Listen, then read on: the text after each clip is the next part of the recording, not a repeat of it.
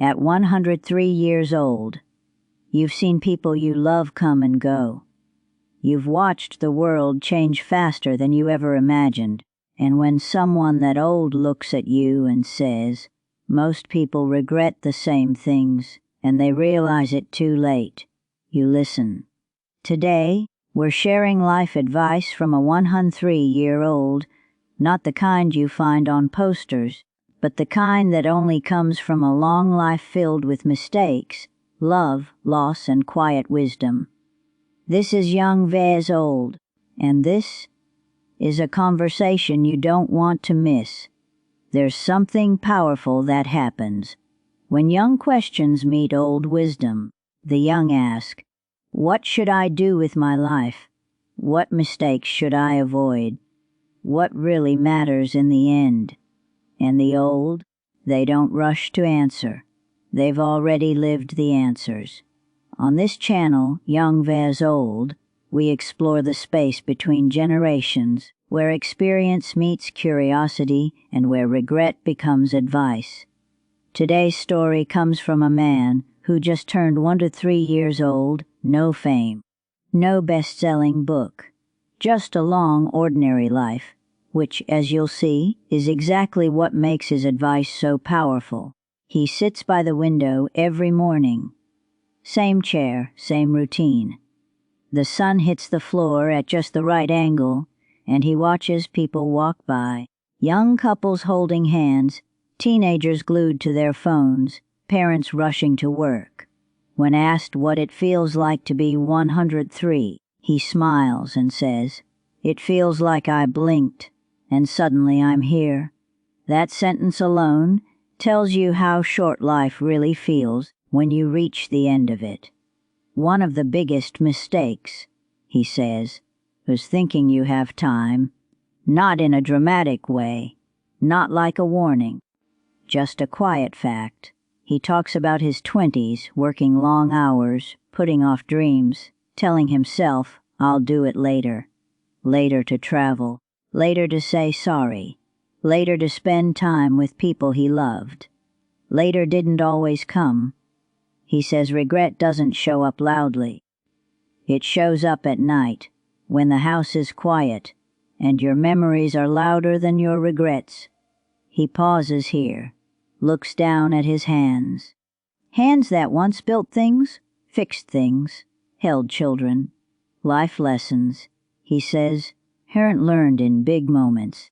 They're learned in the small ones we ignore. When asked what mattered most, he didn't mention money, or status, or achievements. He said, people, not networking, not followers, real people. The ones you argue with, the ones you forgive, the ones you forget to call. He admits one of his biggest regrets was thinking success would make up for missed birthdays, missed dinners, missed moments. It didn't. He tells a story about his brother. They argued over something small, something neither of them can even remember now. They stopped talking. Weeks turned into months, months into years. Then one day the call came. His brother was gone, no goodbye, no closure, just silence. That silence, he says, lasted longer than the argument ever did. When you're young, you think holding a grudge proves something. When you're old, you realize it only steals time. This is the difference between young questions and old wisdom. The young ask, who was right? The old ask, was it worth it? Most of the time, it wasn't. He doesn't claim to be perfect. In fact, he laughs and says, "I made more mistakes than I can count. Bad decisions, wrong paths, missed opportunities. But the real mistake," he says, was being too hard on himself for them. You learn faster when you forgive yourself, he explains. Old wisdom isn't about avoiding mistakes. It's about not letting them define you forever. As the conversation goes on, his advice becomes simpler and heavier at the same time, because when you've lived over a century, you stop complicating things. In Part 2, we'll dive deeper into the questions young people ask the most about purpose, fear, love, and the pressure to get life right, and what a 1 and 3-year-old wishes he had known sooner. When we asked him, "What is the question young people ask you the most?" he didn't hesitate. "They ask me, am I on the right path?" Then he smiled gently and added, "I asked myself the same question. For most of my life." Young people today live under constant pressure. Pressure to succeed early. Pressure to have everything figured out. Pressure to compare their lives with everyone else's. Social media makes it worse. Everyone looks ahead. No one shows the confusion. At 103, he says quietly, we were in a hurry too, and that hurry exhausted us. He explains something most people only realize late. Purpose doesn't arrive all at once. It isn't found at 20 or even at 30. For some people, he says, purpose shows up slowly, through responsibility, through mistakes, through caring for others. He admits he spent years feeling behind, feeling like he was failing. But looking back now, he sees that life was shaping him quietly, even when it didn't feel meaningful at the time. He leans back and takes a breath. "If I could tell my younger self one thing," he says, "it would be this. Stop panicking. You're not late, you're just early in the process." Another question young people ask him often is about failure. What if I choose wrong? What if I mess everything up? He nods slowly. Everyone messes up, he says. The ones who succeed just recover faster. Failure didn't ruin his life. Fear did. He talks about opportunities he avoided, not because he wasn't capable, but because he was afraid. Afraid of embarrassment, afraid of judgment, afraid of starting over. Fear, he says, took more from me than any mistake ever did. That sentence sits heavy in the room. He shares a quiet story. There was a chance to move to a new city, a better job, a fresh start. He said no, not because it was wrong, but because it was uncomfortable.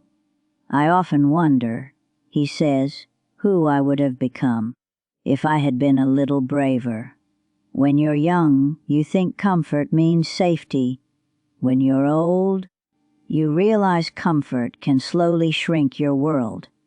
Old wisdom doesn't push you to be reckless. It asks you not to be frozen by fear. Then comes the question about love. How do I know if I'm with the right person? He smiles. This one clearly matters to him. You don't?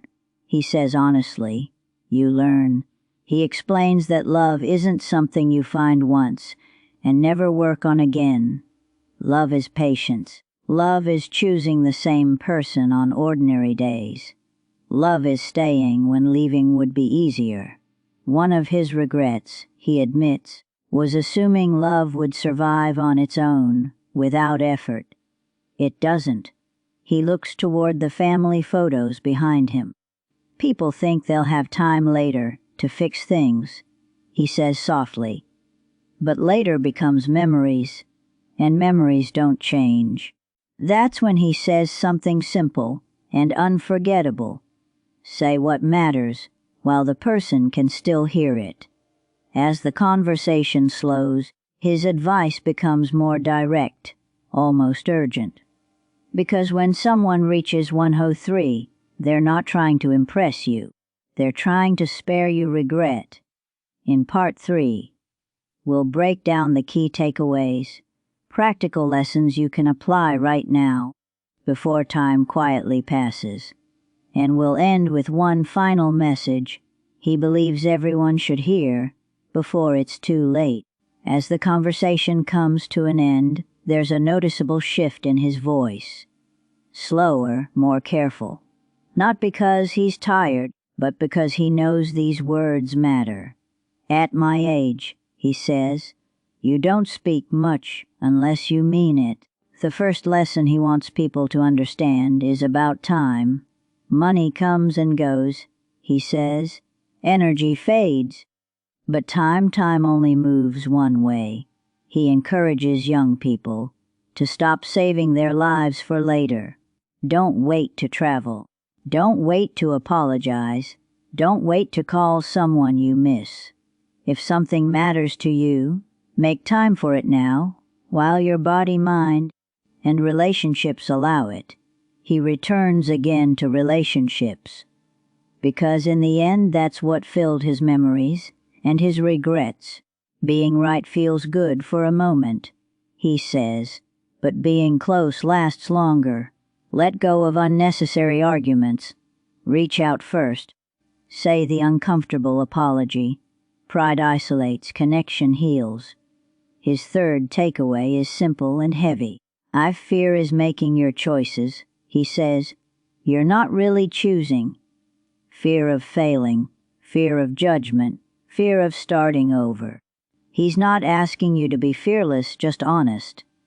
Ask yourself, is this decision protecting me or shrinking me? He smiles when talking about happiness.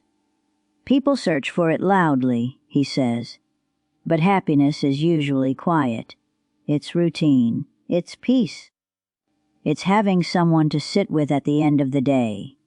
He warns against chasing constant excitement. Life, he says, isn't meant to be intense all the time. A good life feels calm more often than thrilling. His final takeaway is the one he repeats. Don't assume people know how you feel, he says softly. Say thank you. Say I love you. Say I'm proud of you. Because one day you'll wish you had said it one more time. We ask him one last question. What advice would you give to someone watching this right now? He looks into the camera, live in a way, he says, that your memories feel kind to you. Not perfect, not impressive, just honest. If this story made you pause, that's the point. Take a moment today to reflect on your choices, your relationships, your time. And if this conversation between young questions and old wisdom resonated with you, subscribe to Young Vez Old, because some lessons are best learned before they become regrets. Thank you for listening.